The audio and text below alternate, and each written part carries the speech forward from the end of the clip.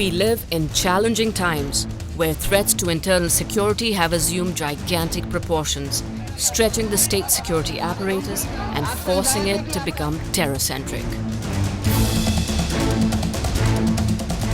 In turn, this has exposed society at large to prevailing threats, calling for increased demands on private security. A force which has its genesis in the early 70s, from where it grew rapidly, albeit in an unregulated manner.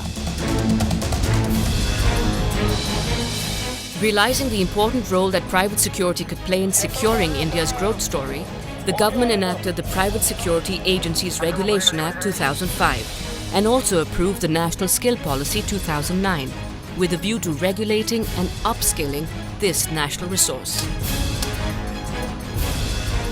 To address the pressing challenges that confront private security, Security Sector Skill Development Council, or better known as SSSDC, was established in 2011 with the mandate of organizing and upskilling the private security sector, which employs 7 million personnel, and by 2022, the sector shall be worth 900 billion rupees, employing over 10 million people, largely from the weaker sections of society. 3 years ago, we set out on a journey to take forward our industry by establishing processes that would help to train and transform this national asset into a force multiplier for the police in securing society at large. By setting national occupational standards, ratifying training courseware, organizing training of trainers, affiliating training providers and assessment bodies, we have created an ecosystem that has trained and certified over 1.5 lakh security guards who are available for employment. The SSSDC, with the wholehearted support of the industry, set out on a journey to take forward the industry by establishing processes for training that would transform this national resource into a force multiplier for the police, helping it to secure society at large. Sector Skill Council has done a fantastic job by preparing the national occupational standards and having them approved by NSDC. So this is the first step where the learning of the guards has been defined on a national level. Once the guards are trained at various levels, NOS level 4, NOS level 3, etc., they are certified. They are in a position to be certified under various acts of PASARA. SSSDC has also set up, is also training the assessors and training the trainers, which is again a very bold initiative and a good initiative for the industry.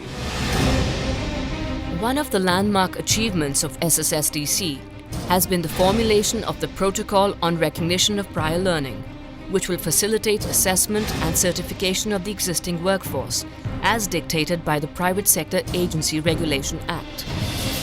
The protocol envisages certification on a 60:40 ratio, with the latter being for recognition of prior learning. This process offers a great opportunity to the existing force to obtain certification, which is now being called for both by controlling authorities and end users. I have seen a perceptible change in the security guard standards ever since introduction of occupational standards prepared by Security Sector Skill Development Council. It's a welcome step towards standardizing the security guard industry, and we are experiencing this in our day-to-day work. SSSDC has also been actively involved in the implementation of the National Skills Qualification Framework, which would enable students to acquire skills with recognized equivalents to levels existing in the formal education system. This framework would enable lateral and vertical movement of students between the formal and vocational educational streams. Presently, SSSDC is working closely with CBSE and state education boards in Haryana and Himachal Pradesh, with demands coming in from other states. I have been into private security over the last 2 decades. There is a marked improvement in performance and response of security guards who has been trained. as per national occupational standards. I think Security Sector Skill Development Council has really played a remarkable role in this. In moving forward to professionalize the workforce through skilling, SSSDC has identified the need to introduce educational diplomas and degree courses to support edging out of career pathways. Towards this end, the next objective of SSSDC is to introduce these courses through the Sardar Patel University of Police Security and Criminal Justice in Jodhpur. I have been associated with event management for a number of years, and during this time I've had the opportunity of closely observing private security guards performing their duties. And what I've noticed is that the guards who were trained under the national occupational standards are better than the others. Besides, SSDC is also planning running of short courses to meet specialized requirements of different sectors of deployment, such as hospitality, mining, refineries, ports, commercial and industrial establishments. This upskilling and introduction of educational courses will strengthen the industry's demand for treating security guards in the skilled category.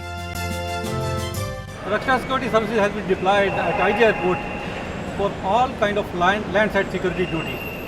They are taking care of all duties like traffic management, cargo management or facilitation. All our boys have been trained in National Occupational Security Standard training.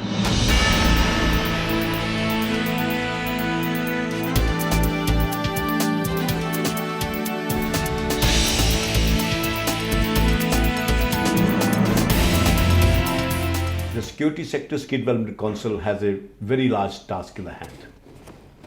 It has to consolidate in its achievement and strategize to spread its good work pan-India and abroad. We should also aim to train and skill manpower for assignment not only in India but also in foreign country. That should not be difficult as Indians are well known for their intelligence, honesty and hard work. If we match our quality with global standards, we can surely reap our demographic dividend. Enabling them to draw higher wages. These, put together, augur well for making a career in the private security sector more attractive for the youth of the country.